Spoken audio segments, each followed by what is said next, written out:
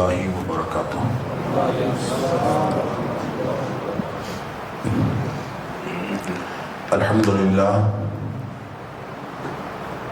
الحمدللہ وکفا وسلام علی عبادہ الذین اصطفیٰ۔ اشہد ان لا الہ الا اللہ وحدہ لا شریک لہ واشہد ان محمدا عبدہ ورسولہ صلی اللہ علیہ وآلہ وسلم۔ اللہم صلی علی محمد وعلی آل محمد کما صلیت علی ابراہیم وعلی آل ابراہیم انک حمید مجید۔ اللہم بارک علی محمد وعلی آل محمد کما بارکت علی ابراہیم وعلی آل ابراہیم انک حمید مجید۔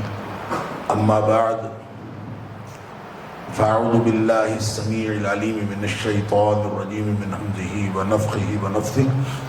بسم اللہ الرحمن الرحیم۔ وَاعْبُدُوا اللَّهَ وَلَا تُشْرِكُوا بِهِ شَيْئًا وَبِالْوَالِدَيْنِ إِحْسَانًا وَبِذِي الْقُرْبَى وَالْيَتَامَى وَالْمَسَاكِينِ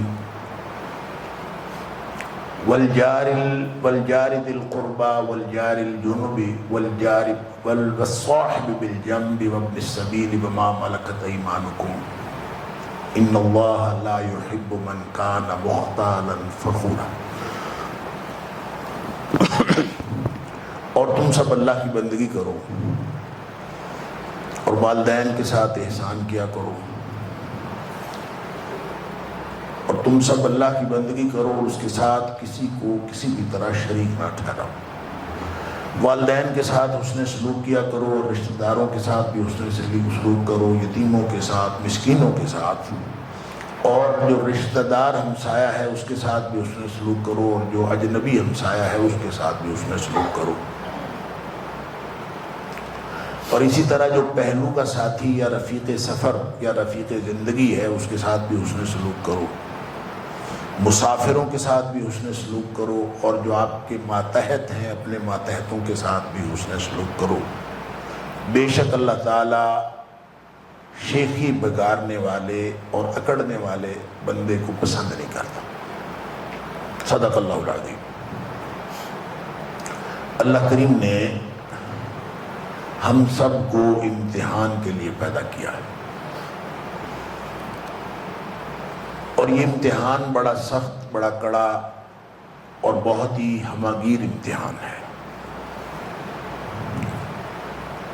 کوئی لمحہ زندگی ایسا نہیں ہے جس وقت ہم حالت امتحان میں نہ ہوں۔ ہر لمحہ آزمائے جا رہے ہیں، ہر لمحہ امتحان ہو رہا۔ اللہ اکبر۔ نبی اکرم صلی اللہ علیہ وسلم نے فرمایا 3 حالتیں ایسی ہیں جب یہ امتحان نہیں ہو رہا ہوتا۔ رفع الاقلام عن 3، 3 قسم کے لوگ ایسے ہیں جس سے قلم اٹھا لیا جاتا ہے گویا اس کا امتحان نہیں ہو رہا ہوتا۔ ایک تو چھوٹا بچہ جو ابھی بلوغت کو نہیں پہنچا، اس کا امتحان نہیں ہو رہا ہوتا۔ اسی طرح اگر کوئی مجنون ہے جس کا دماغ چل گیا ہے، اس کا امتحان نہیں ہو رہا ہوتا۔ اور تیسرا وہ شخص جو سو گیا ہے، النائم، اس کا امتحان نہیں ہو رہا ہوتا۔ باقی کوئی حالت ایسی نہیں کہ جس وقت ہمارا امتحان نہ ہو رہا، اور ہے اتنا سخت امتحان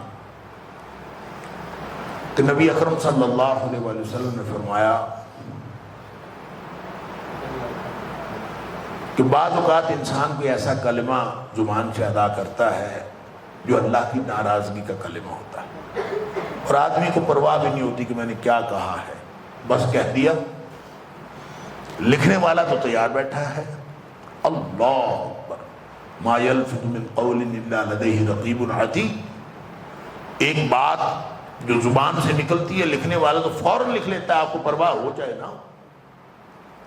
اب وہ اللہ کی ناراضگی کا کلمہ ہوتا ہے تو نبی پاک صلی اللہ علیہ وسلم نے فرمایا اس ایک کلمے کی وجہ سے اللہ تعالیٰ اس کو جہنمی لکھ دیتا، ایک کلمے۔ اسی طرح فرمایا کہ بعض اوقات انسان کی زبان سے کلمہ ادا ہوتا ہے جو اللہ کی خوشنودی کا کلمہ ہوتا ہے، اور انسان کو پرواہ بھی نہیں ہوتی کہ میں نے کیا کہا ہے، لیکن وہ اللہ کی خوشنودی کا کلمہ ہوتا ہے، وہ لکھا جاتا ہے، اللہ کے دربار میں پہنچتا ہے، اللہ تعالیٰ اس ایک کلمے کی وجہ سے اس کو جنتی لکھ دیتا۔ لہذا ہر لمحہ میرے اور آپ کے جنت اور جہنم کے فیصلے ہو رہے ہیں، ہر لمحہ یا ہم جنت کے قریب ہو رہے ہیں یا ہم جہنم کے قریب ہو رہے ہیں۔ اس قدر خوفناک یہ صورتحال ہے اور خطرناک صورتحال ہے کہ ذرا سی لغزش جو ہے، ذرا سی لغزش یہ بہت دور ہمیں جا کے پھینک سکتی ہے۔ لہذا انتہائی احتیاط کے ساتھ زندگی گزارنے کی ضرورت ہے۔ اور یہ جو احتیاط ہے، یہ اگر کوئی شخص اکیلا ہو، لوگوں کے ساتھ مل جل کر نہ رہ رہا ہو، اکیلا کہیں پہاڑوں کی کسی غار میں جا کے رہ رہا ہو، یا کہیں اس نے کوئی کٹیا بنائی ہوئی ہو جس میں اس کا کسی دوسرے کے ساتھ تعلق ہی نہ ہو، تو یہ نہ مقصود ہے، نہ مطلوب ہے، اور نہ ہی اس شخص کا جو امتحان ہے، ایسا نہیں کہ وہ امتحان میں کامیاب، اس کی کامیابی کے لیے ضروری ہے یا وہ امتحان میں کامیاب ہو جائے گا، اس کی کامیابی کی دلیل بھی نہیں ہے۔ رہنا معاشرے میں ہے اور معاشرے میں رہ کے اس امتحان میں کامیاب ہونا۔ اللہ اکبر، درمیان قعر دریا تختہ بندم کردئی، باز می گوید کہ دامن تر مکن ہوشیار باش، کہ مجھے پھٹے سے باندھ کے دریا کے عین درمیان میں پھینک دیا ہے، پھٹے سے باندھ کے درمیان میں پھینک دیا ہے، اور ساتھ حکم یہ دیا ہے کہ اپنا دامن گیلا نہیں ہونے دینا، ہوشیار رہنا ہے۔ پھینکا بھی دریا کے درمیان میں ہے اور ساتھ حکم یہ دیا ہے کہ اپنا دامن گیلا نہیں ہونے دینا۔ یہ ہے ہمارا امتحان، یہ ہے ہمارے امتحان کی نوعیت۔ اور ارسطو نے تو کہا تھا کہ جو انسان ہے یہ سماجی حیوان ہے۔ ہم تو نہیں کہتے کہ یہ حیوان ہے، ہم تو کہتے ہیں انسان اشرف المخلوقات ہے، البتہ معاشرتی فطرت رکھتا ہے۔ معاشرتی فطرت رکھتا ہے تو اس کا مطلب یہ ہے کہ یہ دو لوگوں میں مل جل کر رہنا چاہتا ہے۔ تنہائی کی زندگی کوئی شخص گزارے یہ انسان کی فطرت کے خلاف، یہ ہو نہیں سکتا۔ جو لوگ کہتے ہیں میں تنہائی پسند ہوں، یہ فطرت کے خلاف بات کرتے ہیں، وہ تنہائی پسند ہوتے نہیں، اللہ نے فطرت ہی ایسی بنائی، ضرورت پڑے یا نہ پڑے انسان کی فطرت ایسی ہے۔ تو اکیلا اگر کسی معاشرے میں یہ کھڑا ہو تو اس کے ارد گرد کتنے رشتے ہیں جو لازمی رشتے ہیں، پھر کتنے ہی تعلقات ہیں جو دائرہ پھیلتا چلا جاتا ہے، اور انسان اس معاشرے میں جہاں کھڑا ہے، عاشرہ یعاشر، معاشرہ کا معنی ہوتا ہے مل جل کر رہنا، جہاں انسان مل جل کر رہتے ہیں اس کو معاشرہ کہتے ہیں۔ لہذا معاشرے میں جب انسان کھڑا ہوتا ہے تو اس کا امتحان صرف اللہ کی طرف نہیں ہو رہا ہوتا، اس کا امتحان بندوں کی طرف بھی ہو رہا ہوتا ہے کہ بندوں کے ساتھ اس کا سلوک کیسا۔ لہذا ایک تو حق ہے اللہ کا کہ اللہ کے حقوق میں کوئی کمی نہ رہ جائے، یہ بھی امتحان کا حصہ ہے، اور اللہ کے بندوں کے حقوق میں کوئی کمی نہ رہ جائے، یہ بھی امتحان کا حصہ ہے۔ اور ہم نے عام طور پر علماء کو یہ کہتے سنا کہ حقوق العباد زیادہ اہم ہیں حقوق اللہ سے، اور یہ بات اس لیے کہی جاتی ہے کہ وہ کہتے ہیں حقوق اللہ تو اللہ معاف کر دے گا، حقوق العباد اللہ نے معاف کوئی نہیں کرنے۔ وہ اس لیے کہتے ہیں، کرنے ہیں کہ نہیں کرنے یہ تو اللہ کا معاملہ ہے، لیکن یہ بات اس قانون کی وجہ سے کہی جاتی ہے کہ اگر کوئی شخص حقوق اللہ تلف کرتا ہے یا اللہ کے حقوق میں کوئی گناہ کرتا ہے تو اس کا معاملہ اللہ کے ساتھ ہے، وہ معافی مانگ لے، اللہ اس کو معاف کر دے، سچی توبہ ہو تو وہ ہو سکتا ہے۔ اس کی 3 شرائط ہیں، ان یقلع عن المعصیہ، وہ گناہ سے باہر آئے، ان یندم علی فعلھا، اس کے اوپر ندامت، پریشانی، پشیمانی، پچھتاوا، شرمندگی، اور تیسرا یہ کہ ان یعزم لا یعود علیہا ابدا، یہ عزم کرے، یہ ڈٹرمنیشن کرے کہ وہ واپس کبھی بھی اس گناہ کی طرف نہیں جائے گا۔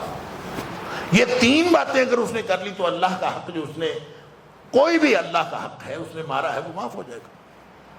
لیکن حقوق العباد میں سے کوئی اگر حق ہے تو وہ اس میں چوتھی شرط اور بھی شامل ہو جاتی ہے کہ جس کا حق مارا ہے اس کا حق واپس کرے، تلافی کرے، اور اگر تلافی نہیں کر سکتا تو معافی مانگے، اور جب تک اس بندے سے معافی نہ مانگے اللہ تعالیٰ اس باقی 3 شرائط ہونے کے باوجود حقوق العباد جو ہیں وہ معاف نہیں ہوتے۔ اس لیے علماء کا خیال ہے کہ حقوق العباد جو ہیں وہ زیادہ اہم ہیں، حقوق اللہ جو ہیں وہ کم اہم ہیں۔ یہ سٹیٹمنٹ جو ہے میرے خیال میں درست نہیں ہے، یہ کہنا ٹھیک نہیں کہ حقوق اللہ کم اہم ہے، حقوق العباد زیادہ اہم، یہ درست نہیں۔ جتنے اہم حقوق العباد ہیں اتنے ہی اہم حقوق اللہ ہیں، بلکہ پہلے اللہ کا حق ہے، بندوں کا حق بعد میں۔ اور اگر اس کو معنویت اور مقصدیت کے اعتبار سے دیکھیں تو حقوق اللہ اور حقوق العباد میں فرق ہے ہی نہیں۔ کیوں؟ اس لیے کہ جو حقوق العباد ہیں، بندوں کے جو حقوق ہیں، یہ کس نے متعین کیے ہیں؟ اللہ نے۔ اور اس کا مقصد کیا ہے؟ اللہ کو راضی کرنا۔ جب نمازیں، روزے اور صدقہ خیرات کا مقصد بھی اللہ کو راضی کرنا ہے، اور حقوق العباد کا ماں باپ کی خدمت کرنا، بہن بھائیوں کی خدمت کرنا، چھوٹوں پہ شفقت کرنا، بڑوں کی عزت کرنا، اگر یہ بھی سب کا مقصد اللہ کو راضی کرنا ہے تو پھر معنویت اور مقصدیت کے اعتبار سے حقوق العباد اور حقوق اللہ میں کیا فرق ہے؟ پھر تو ایک ہی ہے۔ یہ فرق ہمیں اصل میں تب لگا جب ہم نے بنیادی انسانی حقوق کا نعرہ سنا، بیسک ہیومن رائٹس۔ اور جو بیسک ہیومن رائٹس ہیں ان کا نعرہ جب لگا مغرب سے تو ہم نے یہ کہا، جب ہم نے سنا تو پھر ہم نے یہ کہا، جب میں ہم کہتا ہوں تو ہم سارے ہی ہیں بطور امت مسلمہ، میں بھی اس میں شامل ہوں، کہا میں نے ہو یا کسی اور نے کہا ہو۔ ہم نے یہ کہا کہ جس بنیادی انسانی حقوق کی بات آج تم کر رہے ہو، ان انسانی حقوق کا جو اظہار اور اس کا جو اعتبار ہے وہ نبی اکرم صلی اللہ علیہ وآلہ وسلم 1400 سال پہلے کر چکے۔ تمہارا تو میگنا کارٹا 1215 میں آیا ہے۔ تمہارے ہاں تو اگر آپ امریکہ کی بات کریں تو ادھر جو خاتون کو ووٹ کا حق ہے تو 1920 کو ملا ہے۔ تو ہم جن حقوق کی بات کرتے ہیں، ہم جب جن حقوق کی بات کرتے ہیں، نبی اکرم صلی اللہ علیہ وآلہ وسلم نے اس دور میں عورت سے ووٹ لیا تھا، عورت سے رائے لی تھی، عورت سے مشورہ لیا تھا۔ جب صلح حدیبیہ کے موقع پر نبی اکرم صلی اللہ علیہ وآلہ وسلم کے حکم پر لوگوں نے جانور ذبح نہیں کیے، آپ نے فرمایا جانور ذبح کر لو، کوئی بھی نہیں اٹھا۔ نبی پاک صلی اللہ علیہ وسلم پریشان ہوئے، اپنی زوجہ محترمہ حضرت ام سلمہ رضی اللہ تعالی عنہ سے مشورہ کیا کہ یہ میرے وضو کا پانی نیچے نہیں گرنے دیتے، یہ آج میرا حکم ہی نہیں مان رہے۔ انہوں نے مشورہ دیا، یہ بیچارے دل گرفتہ ہے، اور دل گرفتگی کی وجہ سے ان کو سمجھ نہیں آ رہی۔ آپ ایسا کریں، آپ خود جو ہے وہ ذبح کرنا شروع کر دیں، یہ آپ کو دیکھیں گے تو اٹھ پڑیں۔ نبی پاک صلی اللہ علیہ وسلم نے عورت سے مشورہ کیا بھی، اس پر عمل بھی کیا۔ لہذا جن لوگوں نے ووٹ کا حق 1920 میں دیا، ہم کہتے ہیں کہ ہم نے تو عورت کو رائے شماری کا اور ووٹ کا حق جو ہے نبی اکرم صلی اللہ علیہ وسلم 1500 سال پہلے دے دی۔ اللہ کرے یہ نقطہ میری سمجھ میں اور آپ سب کی سمجھ میں آ جائے جو میں عرض کرنے جا رہا ہوں۔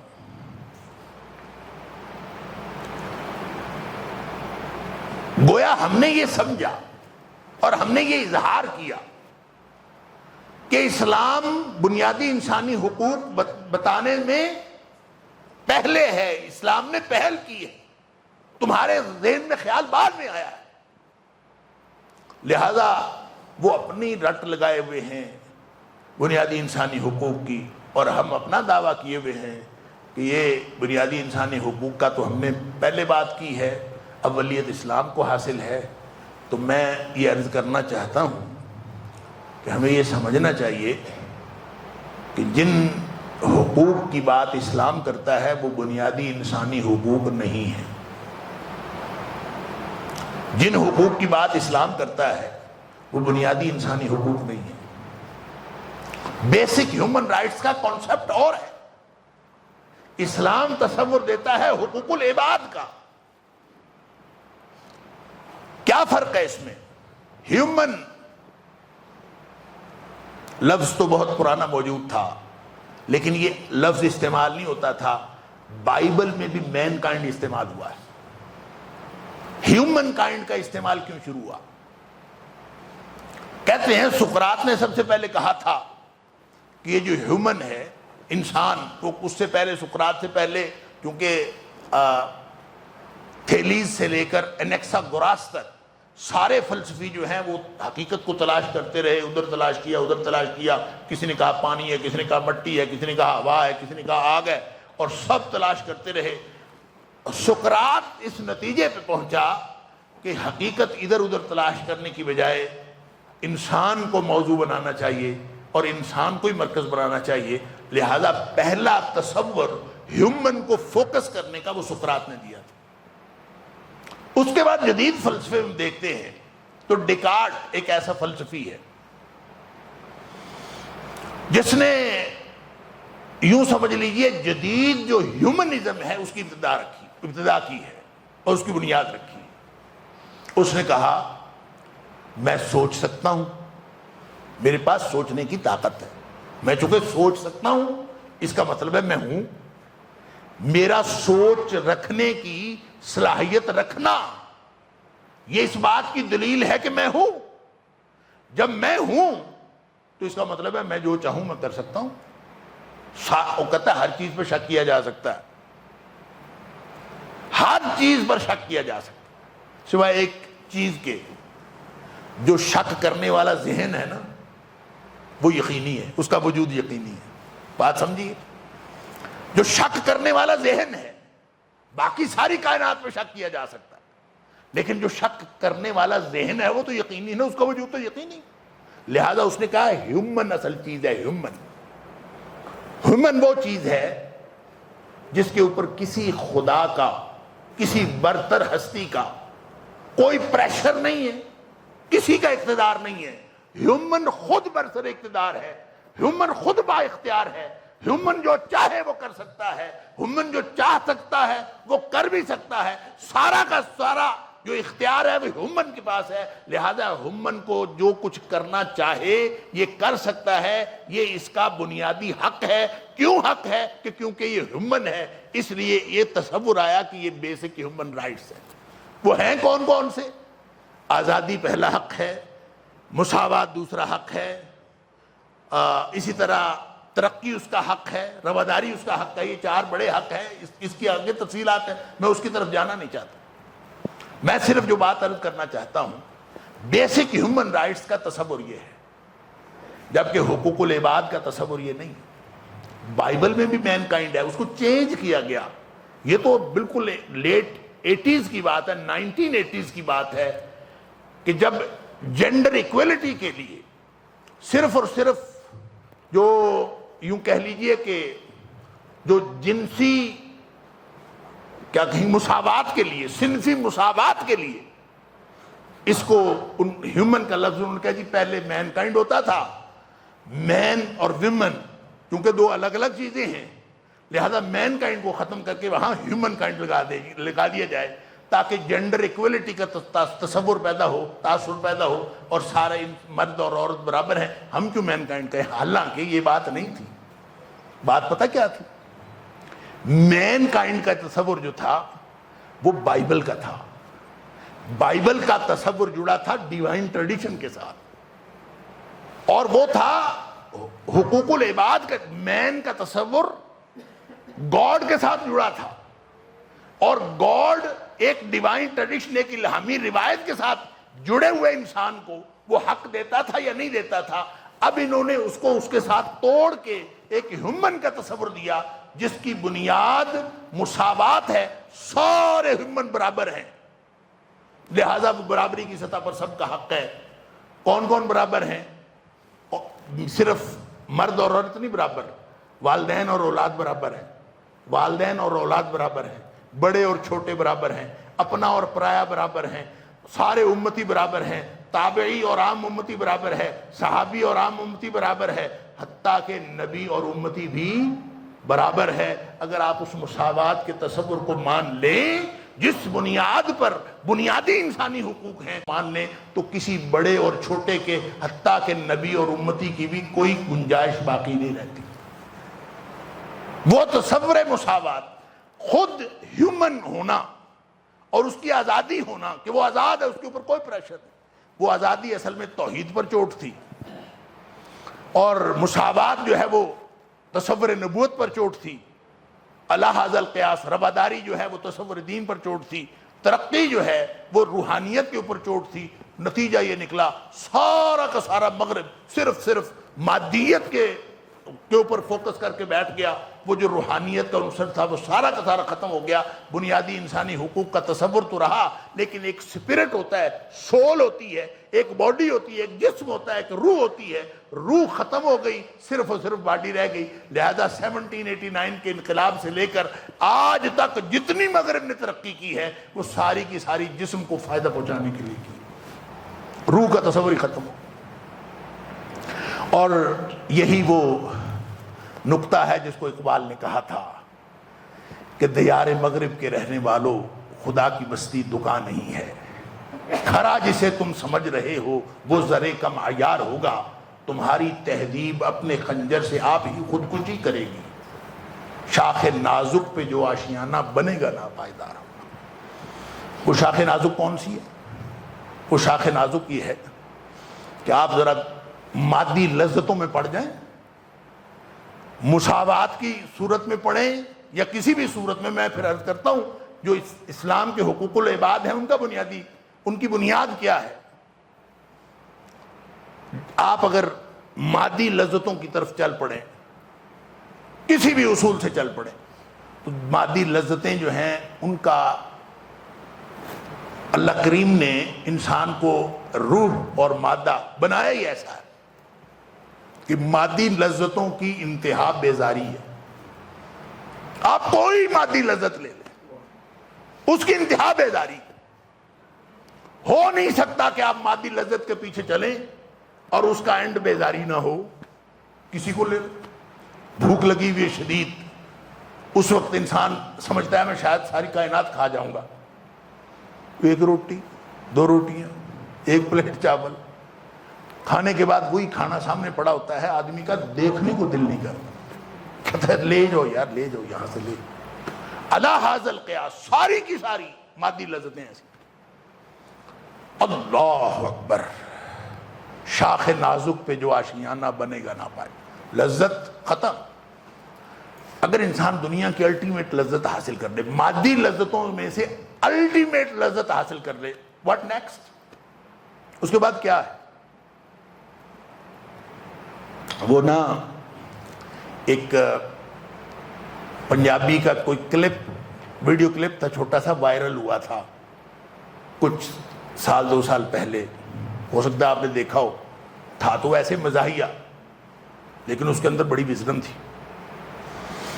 وہ ایک آدمی جو ہے وہ نوجوان پرالی پہ سویا ہوتا ہے، پرالی پتہ نہیں آپ جانتے ہیں کہ چاولوں کا جو بھوسا ہوتا ہے نا اس کو پرالی کہتے ہیں، تو وہ پرالی پہ سویا، جو پرالی پہ سویا نہیں نا اس کو نہیں پتا پرالی پہ سونے کا کیا مزہ ہوتا ہے اور کس قدر وہ زبردست قسم کا ایک فلیکسیبل بیڈ ہوتا ہے۔ بہرحال وہ پرالی پہ سویا ہوا ہے اور دوسرا آدمی جو تھوڑا سا ایجڈ ہے وہ پانی لگا کے، اپنے کھیتوں کو پانی لگا کے وہ کہیں آ کے ریلیکس کر کے بیٹھتا ہے، اور بیٹھتے ہوئے اس کو آواز دیتا ہے، او فلانے، جو بھی اس کا نام ہوتا ہے اس کو آواز دیتا ہے پنجابی میں، اس کو کہتا ہے اٹھ جا، کوئی کام شم کر لیا کر۔ اب وہ آگے سے یوں آنکھیں ملتا ہوا اٹھتا ہے، اٹھ کے وہ پوچھتا ہے اچھا میں کام شم کر لیا کروں گا تو کی ہوگا؟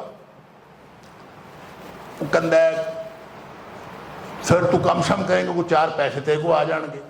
ان کا چل آ گئے، پھر کی ہو؟ وہ کہتا ہے پھر تیرے کو پیسے آ جان گے، پھر کاروبار تھوڑے بڑا کر لیں۔ ان کا بڑا کر لیا، پھر کی ہو؟ ان کا پھر شہر ٹور جائیں، اتنے جا کے بڑا کاروبار کر لیں۔ ان کا میں ٹر گیا شہر اتنے جا کے بڑا کاروبار کر لیا پھر کی ہو. ان کا پھر وڈی ساری کوٹھی بنائی اتنے. ان کا بنا لئی پھر کی ہو. ان کا وڈی ساری کار لے لی. ان کا لے لئی پھر کی ہو.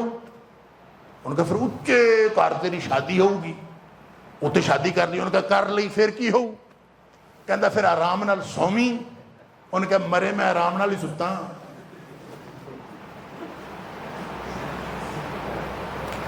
دنیا کی لذتیں اینڈ کیا ہے اس کا عملاً ثبوت پتہ کیا ہے؟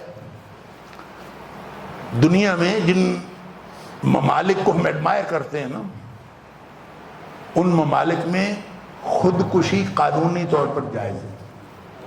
معلوم ہے آپ کو؟ خودکشی قانونی طور پر جائز.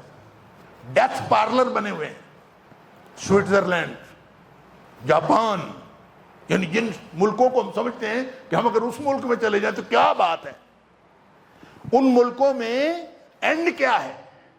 دنیا کی آپ نے ساری دولت کما لی, سب کچھ کر لیا, ساری مادی لذتیں دیکھ لی, بٹ نیکسٹ پھر کیا ہو؟ پھر کیا ہے کہ سب کچھ کرنے کے بعد وہ کہتے ہیں چلے اب مار ہی جاتے ہیں. کیوں؟ اس کے بعد بیزاری. یہ اللہ تعالیٰ نے انسان کا فطرت ایسی بنائی. گھروں میں اگر خواتین جو ہیں وہ یہ کچھ عرصے بعد اپنے گھر کا فرنیچر سیٹنگ چینج کرتی ہیں. کیوں؟ ایک دفعہ جو بہت اچھا لگ رہا ہوتا ہے 6 مہینے بعد وہ اچھا نہیں لگ رہا ہوتا. تو ہر چیز کے اندر اینڈ بیزاری. اللہ اکبر.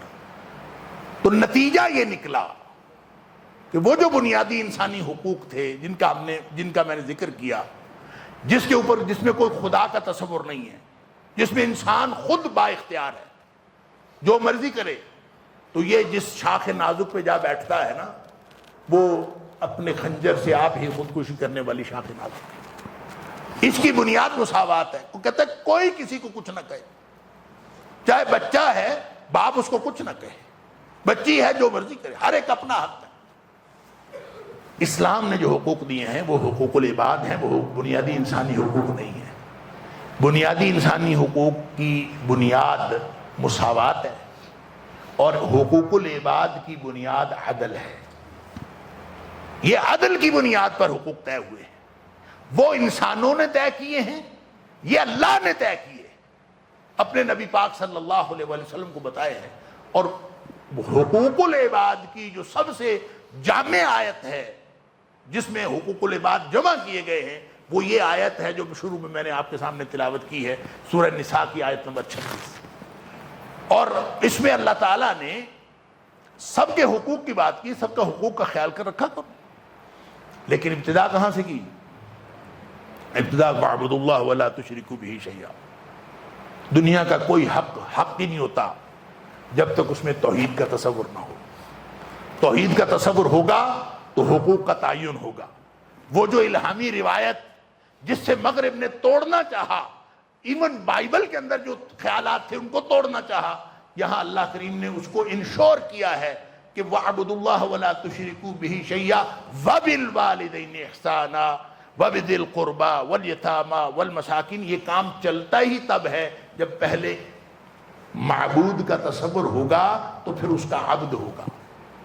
عبد ہوتا ہی وہ ہے جو معبود کے تصور کے ساتھ جڑا ہوا ہو, اور جو معبود کے تصور سے ساتھ نہیں جڑا وہ عبد ہی نہیں ہے. جب وہ عبد نہیں ہے تو اس کا کوئی حق نہیں ہے. حق اس کا ہے جو عبد کے تصور کے ساتھ جڑا ہے.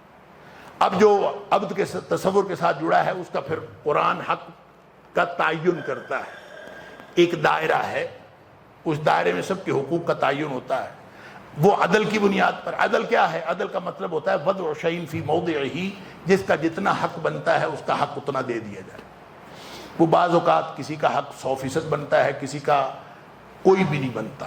کسی کا بعض اوقات 50% بنتا ہے, کسی کا دوسرے کا 50 بنتا ہے, کبھی 60-40 بنتا ہے, کبھی 70-30 بنتا ہے, کبھی 80-20 بنتا ہے. یہ اللہ جانتا ہے کس کا کتنا حق بنتا ہے, بندہ نہیں جانتا. جو کمزور جج ہوتا ہے نا, کمزور جج, وہ 2 پارٹیوں کا فیصلہ کرتے ہوئے کہتا ہے یار ادھا ادھا کر لو, آپ آدھے. ایک روٹی کا جھگڑا ہے, وہ یہ نہیں تعین کرتا کہ ہو سکتا ہے حق ایک کا بنتا ہو دوسرے کا بنتا ہی نہ ہو. وہ کہتا ہے چلے آدھا آدھا, نصف نصف کر دیں. مغرب ایک کمزور جج ہے جس نے سوچا ہی کچھ نہیں، آدھا آدھا کر دیا، مساوات کر دی، سب برابر۔ لیکن یہ شریعت ہے، شریعت میں ایسا نہیں ہے، شریعت نے حقوق کا تعین کیا ہے ہر ایک کی سچویشن دیکھ کر۔ اب دیکھیں، من احق بحسن صحابتی، اللہ کے رسول صلی اللہ علیہ وسلم میرے حسن سلوک کا سب سے زیادہ حقدار کون ہے؟ فرمایا کہ امک، تیری ماں، باپ کوئی نہیں، ماں۔ یہ جو باپ ہے اس کا اول حق کوئی نہیں ہے، اس کا بھی اول حق ہے۔ کلکم راع وکلکم مسئول عن رعیتہ، تم میں سے ہر ایک اپنی ایک راجدھانی رکھتا ہے، اس کے بارے میں مسئول ہے، اسے پوچھا جائے گا۔ اور فرمایا والرجل راع فی بیتہ، جو آدمی ہے وہ اپنے گھر کا نگران ہے، بادشاہ ہے، وَهُوَ مَسْئُولٌ عَنْهُ، اور وہ اپنے گھر کے بارے میں پوچھا جائے گا۔ اس کا مطلب یہ ہوا کہ گھر میں ایک قوت نافذہ ہوتی ہے نا، جیسے ملک کا جو وزیر اعظم ہے وہ پورے ملک کی قوت نافذہ ہے، جو علاقے کا کمشنر ہے وہ علاقے کی قوت نافذہ ہے، اسی طرح گھر کی قوت نافذہ کون ہے؟ وہ مرد ہے۔ لہذا اطاعت کا حق پہلا کس کا ہے؟ ماں کا نہیں، اطاعت کا پہلا حق باپ کا ہے۔ فرق کریں، یہ اللہ ہے جو طے کر رہا ہے، یہ نبی اکرم صلی اللہ علیہ وسلم ہے جو بتا رہے ہیں۔ ہم نے تعین کرنا ہوتا تو ہم تو پڑ جاتے کسی اور مصیبت میں، تعین کیا ہے اللہ نے، وضاحت فرمائی ہے نبی اکرم صلی اللہ علیہ وسلم نے، بنیاد ہے عدل۔ لہذا حسن سلوک کا کون حقدار ہے؟ وہ جو اطاعت کا پہلا حق باپ کا ہے، لیکن حسن سلوک کا پہلا حق باپ کا نہیں ہے، حسن سلوک کا پہلا حق ماں کا ہے۔ امک ثم من ثم امک ثم من امک، پھر کون؟ تیری ماں، پھر کون؟ تیری ماں۔ گویا تین حق ماں کے، ثم ابوک، چوتھا حق جا کے اس کا۔ گویا اگر حسن سلوک کے 100 حصے کیے جائیں تو 75% حق ماں کا ہے، 25% باپ کا ہے۔ اب آپ اندازہ کیجئے کہاں گیا وہ گھر میں کہتے ہیں جی یہ جو ہے مردانہ اقتدار کا معاشرہ ہے، یہ جو مردانہ اقتدار کی بات کرتے ہیں، شریعت تو مرد کو جو ہے اہمیت دیتی ہے۔ اور بھائی جو شریعت حسن سلوک میں 75% حق جو عورت کو دے رہی ہے، اس کا مطلب یہ نہیں ہے کہ اطاعت کا حق بھی 75% اس کا ہے۔ اطاعت کا حق جو ہے وہ 100% وہ باپ کا ہے، 100% باپ کا ہے۔ ہاں باپ گھر پہ نہ ہو، وَالْمَرْأَةُ رَاعِيَةٌ فِي بَيْتِ زَوْجِهَا، باپ باہر گیا ہے، نوکری کرنے کے لیے گیا ہے، دفتر گیا ہے، کاروبار پہ ہے، تو پیچھے پھر گھر کی ملکہ جو ہے وہ عورت ہے، پھر وہ قوت نافذہ وہ ہے، پھر بچوں کے اوپر سارا حکم جو ہے وہ اس کا چلے گا۔ لیکن جب باپ گھر پہنچے گا تو باپ پوری قوت نافذہ پورے گھر کی وہ ہے۔ یہ میں نے مثال اس لیے دی ہے کہ حقوق العباد کا تعین وہ اللہ نے فرمایا ہے، اور اس کی وضاحت نبی اکرم صلی اللہ علیہ وسلم۔ لہذا ہمارا جو امتحان ہے وہ یہ نہیں ہے کہ ہم مساوات کو بنیاد بنا کر اپنے حقوق کا مطالبہ شروع کر دیں۔ ہمارے ذمے یہ ہے کہ ہم اللہ کی بندگی کرنے کے لیے، اللہ کو خوش کرنے کے لیے، اللہ کی بندگی کرنی ہے، اس کو خوش کرنا ہے، تو اس کو راضی کرنے کے لیے جو حقوق اس نے اپنے نبی پاک صلی اللہ علیہ وآلہ وسلم کے ذریعے ہمیں بتائے ہیں، ہم ان کے اوپر عمل کرنا شروع کریں۔ یہ ہے تھوڑا سا فرق جو میں نے عرض کر دیا بنیادی انسانی حقوق میں اور حقوق العباد میں۔ اسلام کا تصور حقوق العباد کا ہے، جبکہ مغرب کا تصور بنیادی انسانی حقوق کا ہے۔ کبھی کنفیوز نہ کریں، ہم سارے کنفیوزڈ ہیں، ہم بلکہ پوری امت کنفیوزڈ ہے، ہمیں سمجھ نہیں آتی۔ ہم سمجھتے ہیں شاید یہ کی بات، بڑے بڑے علماء بات کر رہے ہوتے ہیں کہ بنیادی انسانی حقوق کی مغرب آج بات کر رہا ہے، اسلام نے 1500 سال پہلے حقوق دے دیے تھے۔ اور بھائی اسلام نے جو حقوق دیے تھے وہ حقوق العباد تھے، مغرب جس کی بات کر رہا ہے وہ بنیادی انسانی حقوق۔ There is a hell of difference۔ اللہ اکبر۔ اب تھوڑا سا آگے بڑھیں کہ وہ یہ جو حقوق ہیں مقصدیت اور معنویت اللہ کو راضی کرنا. لہذا ایک طرف عبد ہے، ایک طرف معبود ہے. معبود نے عبد کو حکم دیا ہے کہ تو نے یہ کرنا ہے، باپ کی اطاعت کرنی ہے، ماں کے ساتھ حسن سلوک کرنا ہے، بڑے کی عزت کرنی ہے، چھوٹوں کے اوپر شفقت کرنی ہے، کسی کے ساتھ جھوٹ نہیں بولنا، سچ بولنا ہے. اور ساری جو تفصیلات ہے یہ عطا کر کے اس کا نتیجہ کیا ہے؟ اس کا نتیجہ یہ نہیں ہے کہ میں رشتہ داروں کو راضی کر لوں. کبھی رشتہ دار بھی کسی سے راضی ہوئے؟ کبھی کوئی رشتہ دار راضی ہوا کسی سے؟ اللہ اکبر. لہذا رشتہ دار سے جب حسن سلوک کریں نا تو ایک دفعہ آسمانوں کی طرف نگاہ اٹھا لیا کریں کہ اللہ میں تجھے راضی کرنے کے لیے اس کے پاس جا رہا ہوں. رشتہ دار نے تو راضی نہیں ہونا، اللہ تو راضی ہو جائے گا انشاءاللہ. آپ اگر اللہ کے لیے سب، ماں راضی نہیں ہوتی، باپ راضی نہیں ہوتا، اگرچہ نبی اکرم صلی اللہ علیہ وسلم فرمایا رضا الرب فی رضا الوالد، اور ایک حدیث میں آتا ہے رضا الرب فی رضا الوالدین، اللہ کی رضا والدین کی رضا میں ہے. جس نے والدین کو خوش کر لیا گویا اللہ خوش ہو گیا. اللہ اکبر. اور اتنا بڑا حق والدین کا کہ قرآن کہتا ہے کہ والدین اگر مشرک بھی ہونا، مشرک ہوں، شرک کا حکم دے تمہیں، مشرک والدین ہے، شرک کا حکم دے رہے ہیں، تو آپ نے یہ شرک والی بات تو ان کی نہیں ماننی. کیوں؟ کیونکہ قانون یہ ہے لا طاعت لمخلوق فی معصیت الخالق. جس میں اللہ کی نافرمانی ہو رہی ہو، مخلوق میں کسی کی فرمانبرداری نہیں کرنی، نہ استاد کی، نہ امام کی، نہ بڑے کی، نہ چھوٹے کی. اصل اطاعت اللہ کی اطاعت ہے. لہذا اگر اللہ کی نافرمانی ہو رہی ہو تو وہ نہیں کرنی. اور باپ یا ماں حکم دے رہے ہیں شرک کا تو فرمایا وہ بات تو نہیں ماننی، لیکن وَصَاحِبْهُمَا فِي الدُّنْيَا مَعْرُوفًا، لیکن دنیاوی اعتبار سے، باقی معاملات کے اعتبار سے ان کے ساتھ پھر بھی حسن سلوک کرنا.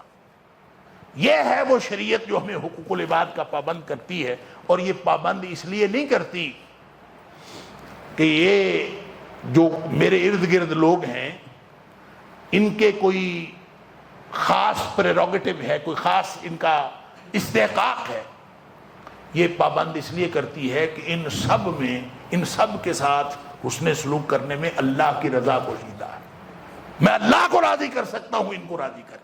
اس لیے نبی اکرم صلی اللہ علیہ وسلم فرمایا المومن الذی یخالط الناس ویصبر علی اذاہم، وہ مومن جو لوگوں کے ساتھ مل جل کر رہتا ہے اور پھر ان سے جو تکلیفیں آتی ہیں اس پر وہ صبر بھی کرتا ہے. سبحان اللہ.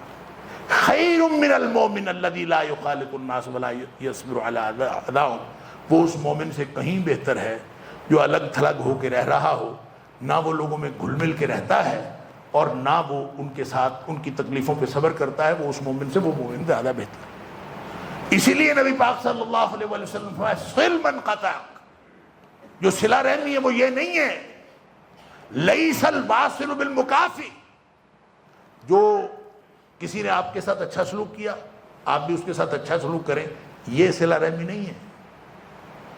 یہ صلہ رحمی نہیں ہے.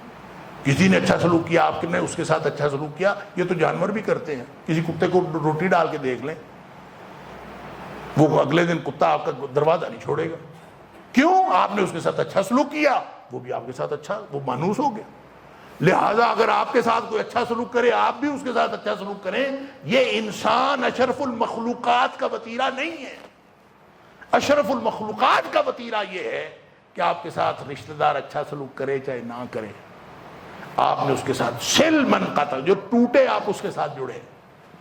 اور جو بدلے میں صلہ رحمی کرنے والا وہ اصل صلہ رحمی کرنے والا نہیں ہوتا. آپ کے ساتھ اچھا سلوک کرے، کوئی نہیں کرتا، آپ نے اس کے ساتھ اچھا سلوک کرنا ہے. یہ کس لیے کرنا ہے؟ یہ اس لیے کرنا ہے کہ اللہ کا حکم ہے. آپ نے ہدیہ دیا اور حساب کر کے بیٹھے ہوئے ہوں کہ میں نے تو اپنے رشتہ دار کو فلاں ہدیہ دیا تھا اور اب جو ہے وہ اس نے مجھے وہ اتنا نہیں واپس دیا. اور شادی بیاہ پہ بھی ہر چیز پہ بندہ حساب کتاب کرتا ہے. اللہ اکبر. اللہ تعالیٰ فرما رہا ہے ایتاء ذی القربہ، ایتاء ذی القربہ، اس کا کیا معنی ہے؟ رشتہ داروں کو دیتے جانا، دیتے جانا۔ یہ ون وے ٹریفک ہے، یہ ٹو وے نہیں ہے، ون وے ہے، بس آپ کی طرف سے جاتا جائے، یہ حساب نہ ہو کہ ادھر سے کیا آتا ہے۔ کیوں؟ اس میں اللہ کی رضا ہے۔ اور یتیم ہے، کوئی مسکین ہے، کوئی اجنبی ہمسایہ ہے، کوئی رشتہ دار ہمسایہ ہے، کوئی ساتھ بیٹھنے والا، آپ بس میں بیٹھے ہیں، آپ کے ساتھ بیٹھا ہے، اس کا بھی حق ہے۔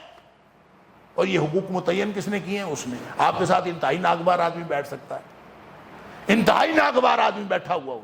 اچھا پھر ہمسایہ چاہے اجنبی ہے، اس کی الگ کیٹیگری ہے، رشتہ دار ہے، اس کی الگ کیٹیگری ہے۔ اس کا مطلب ہے کہ ہمسایہ، یہ جو اسلام جب آیا تھا نا، تو اسلام جس معاشرے کے اندر آیا تھا وہ ملٹی کلچرل معاشرہ تھا۔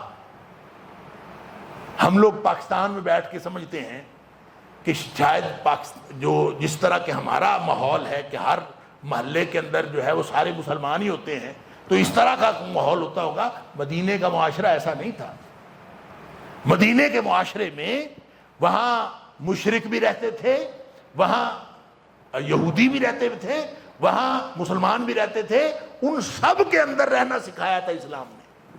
لہذا اجنبی ہمسایہ ہے، اس کا مطلب ہے ہو سکتا ہے وہ آپ کا ہمسایہ ہو لیکن وہ مسلمان نہ ہو، مسلمان نہ ہو پھر بھی ہمسایہ ہو، تو حق ہمسایگی جو حق جوار ہے وہ تو آپ کے ذمہ ہے۔ اگر آپ اس کو حق جوار دیتے ہیں، کس لیے؟ اس لیے نہیں کہ یہ اجنبی ہمسایہ آپ سے راضی ہو جائے، اس لیے کہ میرا اللہ راضی ہو جائے۔ اللہ کریم نے اس عبد اور معبود کے تعلق کو یوں سمجھایا۔ نبی پاک صلی اللہ علیہ وسلم فرماتے ہیں جبریل جب بھی آتے تھے نا، ما زال جبریل یوصینی بالجار حتی ظننت انہ سیورثہ، جبریل بار بار آتے ہمسائے کے حقوق کی تاکید کرتے، بار بار آتے ہمسائے کے حقوق کی تاکید کرتے۔ کہتے ہیں اتنی دفعہ مجھے تاکید کی ہمسائے کے حقوق کی کہ مجھے یہ لگا کہ اگلی دفعہ اس نے آنا ہے تو اس نے آ کے کہنا ہے کہ یہ وراثت میں بھی حصے دار ہوگا، ہمسایہ وراثت میں بھی حصے دار ہو جائے گا، اتنی تاکید کی۔ اور یہ کون سا ہمسایہ ہے؟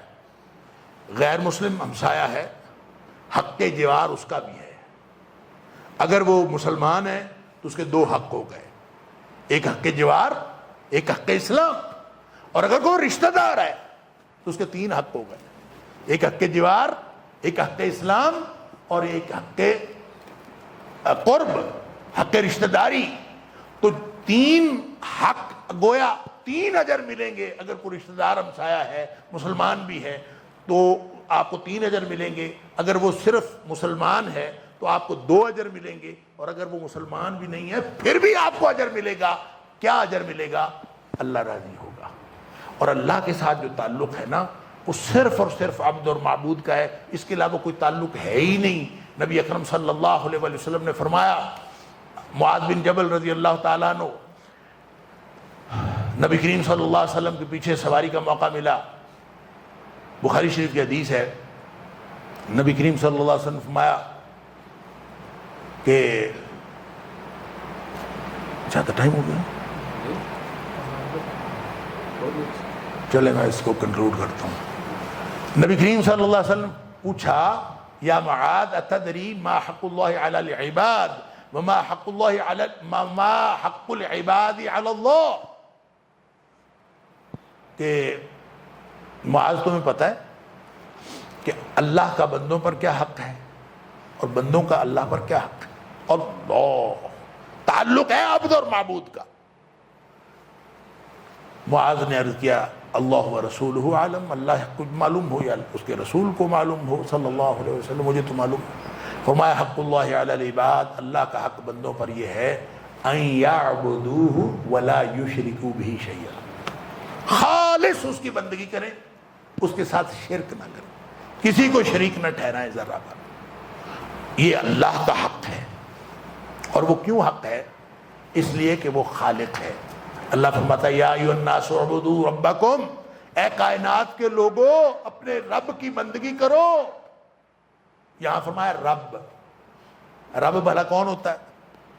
رب ہوتا ہے مالک، رب ہوتا ہے روزی رساں، رب ہوتا ہے پالنے والا.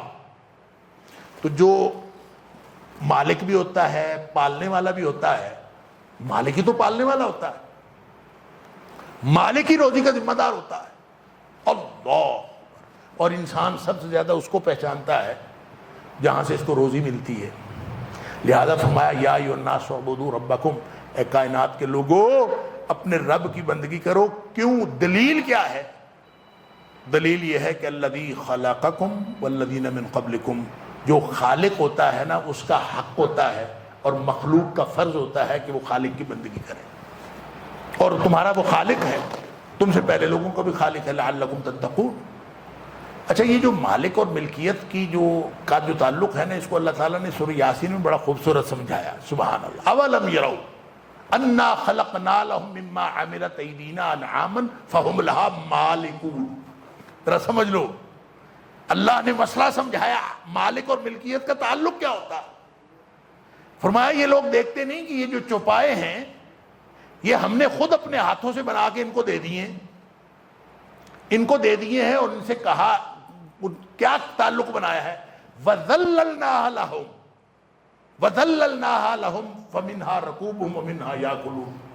ہم نے ان چوپایوں کو ان کی خدمت پہ لگا دیا. بعض پہ سفاری کرتے ہیں، بعض کو ذبح کر کے ویسے کھا جاتے ہیں. وَلَهُمْ فِيهَا مَنَافِعُ وَمَشَارِبُ، بہت سارے اور فائدے بھی ہیں، پینے کی چیزیں بھی ہیں. لعلہم یشکرون، تاکہ وہ اللہ کا شکر کریں.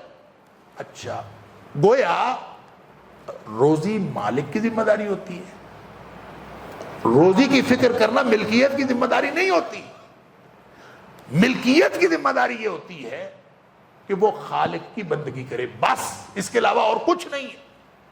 لہذا حق اللہ علی العباد ان یعبدوہ ولا یشرکوا بہ شیئا، صرف اللہ کی بندگی کریں اور اس کے ساتھ کسی کو شریک نہ ٹھہرائیں. اللہ کے ساتھ کسی کو شریک نہ ٹھہرائیں، یہ اللہ کا حق ہے بندوں پر. اور پھر حق العباد علی اللہ، بندوں کا اللہ پر حق کیا ہے؟ اور یہ آپ لوگوں کو معلوم ہے، جو ایک کا حق ہوتا ہے وہ دوسرے کا فرض ہوتا ہے. حق العباد علی اللہ، بندوں کا حق اللہ پر، اللہ یعذب من لا یشرک بہ شیئا. جو اللہ کے ساتھ شرک نہیں کرتا نا، اللہ اس کو کبھی عذاب نہ کرے، یہ بندے کا حق ہو جاتا ہے اللہ پر. اللہ اکبر. لہذا پورا تعلق جو ہے وہ صرف عبد اور معبود کا قائم کرنا ہے. یہ سارے حقوق العباد اس کے اندر آ جاتے ہیں. معنویت اور مقصدیت کے اعتبار سے حقوق اللہ اور حقوق العباد میں کوئی فرق نہیں رہ جاتا، کوئی تفاوت نہیں رہ جاتا. جو ایک مومن آدمی ہے وہ معاشرے میں رہتا ہے، اس لیے رہتا ہے کہ اللہ کا حکم ہے، وہ سارے حقوق اس لیے پورے کرتا ہے کہ اللہ کا حکم ہے، کیونکہ اس کا مقصد صرف اور صرف اللہ کی رضا ہوتا ہے. اس لیے فرمایا ان اللہ، آیت جہاں مکمل ہو رہی ہے، ان اللہ لا يحب من کان مختالا فخورا. مختال کا معنی میں نے کیا شیخی بگارنے والا، اور فخورا کا معنی اکڑنے والا. تو جو مفسرین نے لکھا ہے کہ جو مختال ہوتا ہے نا، یہ بھی اکڑنے والا ہوتا ہے اور فخور بھی اکڑنے والا ہوتا ہے.